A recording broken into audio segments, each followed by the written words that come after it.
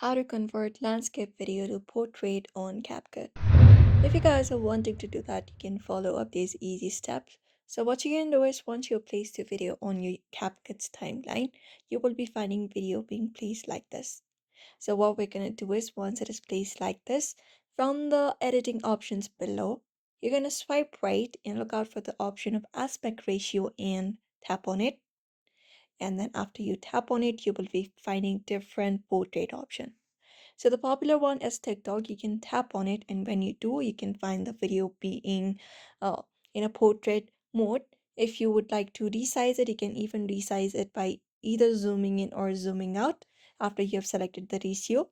Apart from that, we have other options as well, like 3 to 4, 5.8, and other different options. You can look out for that. And once you're happy with the portrait mode of your video that you just converted, like the landscape video just you converted, that you just converted into portrait, you can just go ahead and look out for the export option at the top, or before doing export, you can just go ahead and edit it out, add music, add stickers and everything, and that's it.